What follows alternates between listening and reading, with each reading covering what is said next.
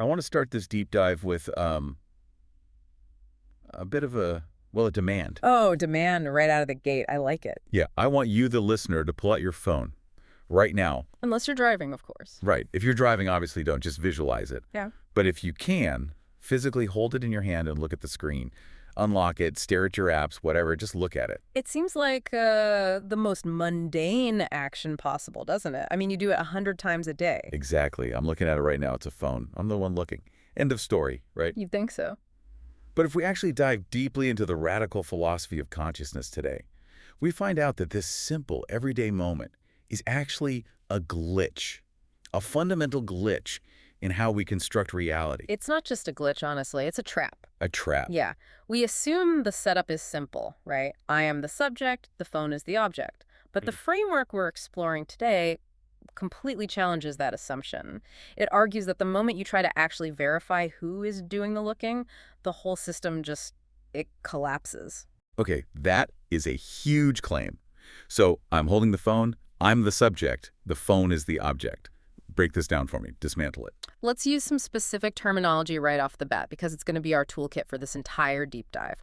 The thing you are currently seeing is called the image. Traditionally, this is known as xiang. Xiang, okay, image, got it. And your eyes, the actual function that is doing the seeing, that is called the use, or yang. So very simple equation here. The image is the phone, the use is the seeing. Okay, image and use. That seems pretty standard. Where is the trap? The trap is what happens right now. Keep looking at the phone. Now, I want you to shift your attention. Don't physically move your eyes, but shift your mental focus to your eyes. Try to literally feel your eyes doing the looking. Okay, give me a second. Yeah. I'm focusing on the sensation of the eyeballs themselves, like the muscles, the lens. What happened to the phone? It kind of blurred out. It pushed into the background. My entire focus is on the eyes now. This right here is the critical pivot point. In that split second, your eyes stopped being the use. Wait. They became the image. You just turned the subject into an object. You are now looking at your eyes. Oh, I see what you mean. Before, the eyes were the camera taking the picture. Now the eyes are the picture. Precisely. You objectified the function. So now we arrive at the million-dollar question. If the eyes are now the object being observed, what is observing them? Okay, well, logic dictates there has to be something behind the eyes, right? A me behind the mask. A pure awareness.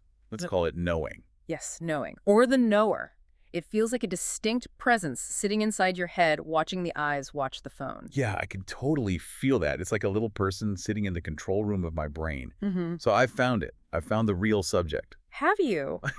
Turn your attention around again and look at that knower. Try to pinpoint exactly where that sense of awareness is coming from. Okay, I'm trying to lock onto it. I'm trying to find the thing that knows I'm looking at my eyes. And when you find it, I can feel it. It feels like a point, like a pressure or a vibe in my head. in the moment you feel it, what has it become? Oh, damn. Yeah. It became an object again. Exactly. The moment you identify it, you have turned that knowing into an image. It is no longer the use. It has just calcified into another thing you are looking at. That is incredibly frustrating. It's an infinite regress. I look at the phone, which is the image. I check my eyes. The use becomes an image. I look for the knower. The use becomes an image. I look for the one knowing the knower. It's turtles all the way down. It is a literal hall of mirrors. And this isn't just a fun little philosophical game we're playing. This loop, this desperate, endless attempt to find the looker is the root of delusion.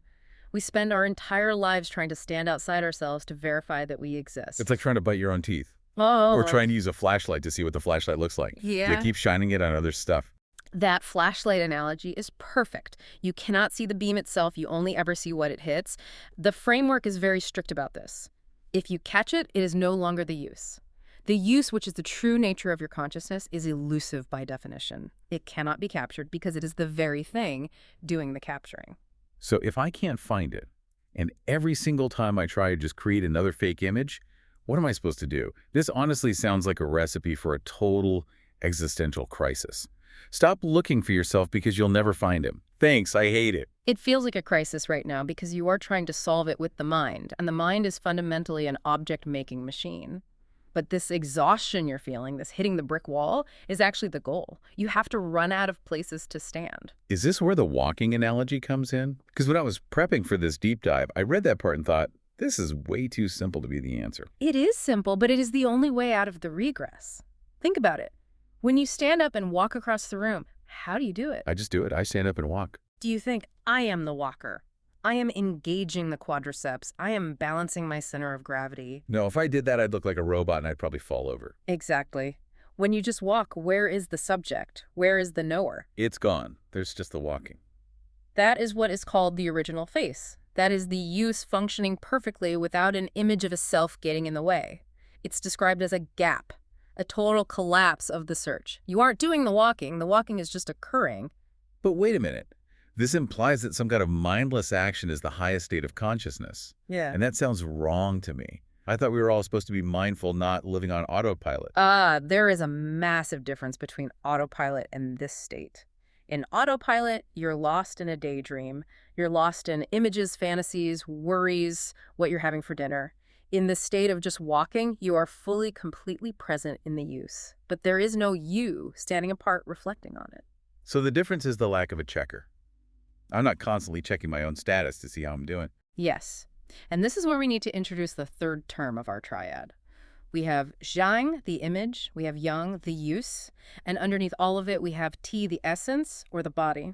Here, let me get this straight. Ti, Shang, Yang, essence, image, use. Right. When you just walk, you are resting in the essence, the Ti, allowing the use, the Yang, to function without getting stuck in the image, the Shang. So the glitch I felt with the phone earlier was me getting totally stuck in a Shang. I was obsessed with the image of me looking. Correct. And this brings us to a huge philosophical controversy, sudden versus gradual realization. Most of us today think we need to polish the mirror slowly. We think, I need to meditate for 10 years to clear away my bad thoughts and improve myself. Right. I'm doing the work. I'm working on myself. That is the modern mantra. This radical view says, stop working. The very moment you quote-unquote work on yourself, you have turned yourself into an image that needs fixing. You've split reality in two again. You're back in the trap. Exactly. Sudden realization is just dropping the work altogether. It's realizing the mirror is already reflecting perfectly. You don't need to polish it. You just need to look at the reflection without grabbing it. But come on, that sounds dangerously easy. Mm-hmm. If it's literally that easy, why isn't everyone walking around enlightened right now? Why are we all so miserable? Because of the devil in the details. And I mean that somewhat literally. This trap is sometimes called entering the devil or entering a demonic state. Like Mekio. When I first heard about this, I thought, okay, here comes the scary religious stuff. But it's actually just a brilliant psychological warning, isn't it? It is a pure logic trap. The warning is simple. If you think you have achieved this state, you haven't. Unpack that. Because if I have a moment of total clarity, I'll say I'm walking, and I dissolve completely into the walking. It's profound and beautiful. And then I stop and say, wow, I just had a genuine spiritual experience. You just failed. Why? I felt it. Because the subject had a spiritual experience, the object or image. You just created a brand new image. You stepped right out of the use to clap for yourself. That is maddening. It is a literal catch-22. You can't claim the prize because the act of claiming it forfeits the prize. It reminds me of that internet game. You think about the game You Lose. It is exactly like that. Think about the famous story of Subhuti from the Diamond Sutra. Okay, remind me of that one. So Subhuti is standing in front of the Buddha, and essentially the Buddha asks him, are you an enlightened one? Are you an arhat? And Subhuti is the star pupil, right? So you should confidently say yes. But if he says yes, he fails the test. Subhuti replies, if I were to say that I was an arhat, then I would not be an arhat. Because claiming the title implies a separate self that possesses the quality of enlightenment. Exactly. I am this. True realization is completely empty of that separation. There is no I left to pin the shiny badge on. So the only people who are truly enlightened are the ones who would never ever tell you they are. Or more accurately, they wouldn't even formulate the thought in their own heads. People who reach this state often get confused. They ask their teachers, why don't I feel anything special? They're expecting the fireworks display. Right, they expect a golden glow or angels singing. But the answer is always, you don't feel anything special because there is no experiencer left to feel it. It's the absence of the noise, not the addition of a new, better sound. Exactly. Think about it. If you felt a great force, You would just be looking at an image of a force. And we do this all the time. People meditate, they feel a weird pressure in their forehead or a body vibration, and they go, ooh, that's my chi, that's my cosmic power. I'm leveling up. I'm a level 5 meditator now. You aren't leveling up, you're just staring at a new, shiny object. You are distracted by your own brain's special effects. The use is the thing that is aware of the vibration, not the vibration itself. Okay, I am with you on the philosophy. I really am. But I have to play the skeptic for a minute here. Please do. This no-self, just walking stuff sounds fantastic for a monk sitting in a cave on a mountain. Yeah. But I live in the real world. I have a job. I have a mortgage. I have people who genuinely annoy me on a daily basis. If I just dissolve into the usage, do I become a vegetable? Do I just stop caring about my life? That is probably the single biggest misconception about all of this. People think detachment means indifference, like you become this emotionless zombie who doesn't even care if your house burns down. Right. But the practical application of this is called equality nature, ping dang xingji. And the best way to understand it is to use the mirror analogy again, the great mirror wisdom. Okay, lay it on me. Think about a mirror. If you hold a beautiful blooming flower in front of it, it reflects the flower perfectly. Yeah. If you hold a stinking pile of burning trash in front of it, it reflects the trash perfectly. Does the mirror hate the trash? Does it try to reach out and grab the flower? No, it just reflects whatever happens to be there. Yeah. That is the shift. You still see the annoying traffic. You still hear the ping of the stressful email. You still have to pay the bills, but you don't stick to them. You contrast the old way of thinking, which is incredibly sticky, with the new way.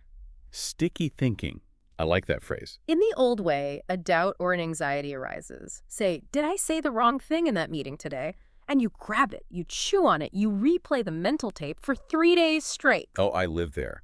That is my permanent zip code. The ruminating on awkward moments district. We all do. But in the new way living in the use, the doubt arises. You see it. And then it's gone. A doubt arises and then it is gone. It passes right across the mirror. The mirror doesn't say, hey, wait, come back here. I want to feel terrible about you for another hour. So it's not that the negative thoughts magically stop coming, it's that the Velcro is gone. The Velcro is completely gone. This is true. Right mindfulness. It is not forced concentration. It's not furrowing your brow and trying to be hyper-aware. It's just allowing the images, the shang, to flow through the use the yang without ever getting lodged in your essence, the ti. I really love that framing. But does that mean I lose my edge? Like if I don't obsess over how badly that meeting went, will I bother to prepare for the next one? The paradox is that you will actually be far better at the next one. When you function from this state, you don't rely on anxious memory or rehearse scripts. You don't preload your personality before you walk into the room. We just show up. You respond to the situation exactly as it is in that millisecond.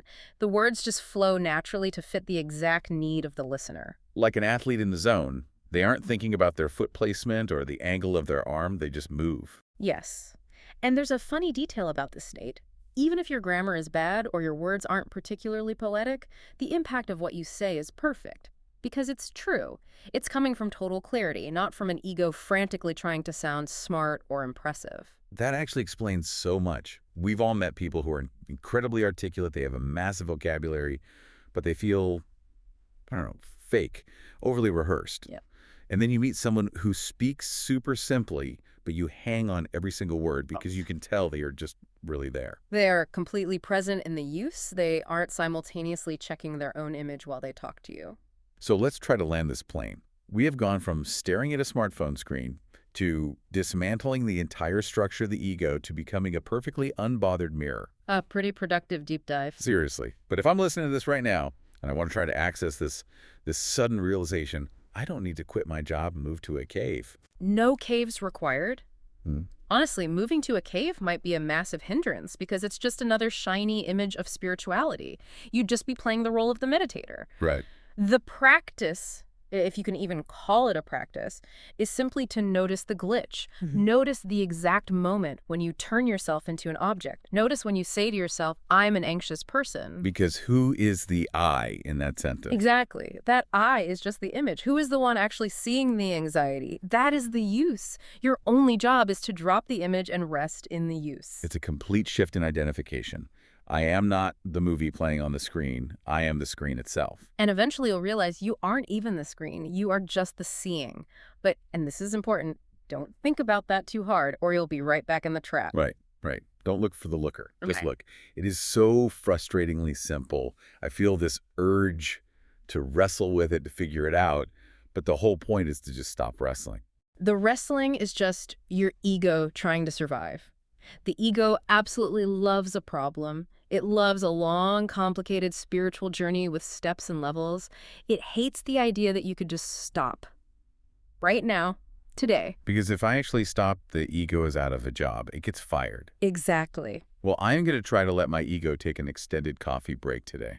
Now, you always leave us with a final thought to chew on, or I guess, based on today's topic, something to not chew on. I do. And this one is specifically designed to break that final loop we've been talking about. I'm ready. I want you, the listener, to notice that you are hearing my voice right now. The sound is happening. It's just occurring. Now, try to find the one who is listening. Okay. And when you think you have found that listener, try to find the one who is looking for the listener, who is left when you finally stop looking. I think we will leave it right there in that silence. Don't check your phone. Just see it. Thanks for diving deep with us today. See you in the next deep dive.